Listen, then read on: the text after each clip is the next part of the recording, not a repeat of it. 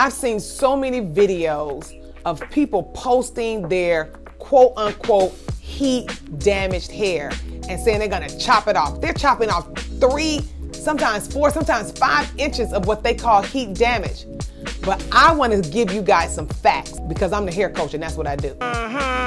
There's a difference between heat damaged and heat altered. Heat damage actually means that the hair is split into little bitty thin pieces. I mean, it's split so far up that it looks very frail. But heat altered simply means that you've been using the flat iron for quite some time and that your hair is no longer as curly as the rest of your hair, but it's still full. And if your hair is heat altered, you don't have to do the big chop. You can allow your hair to grow out, put some rollers at the end and rock your fro until you get back to your natural curl pattern. But just know it's not heat damage, it's heat altered.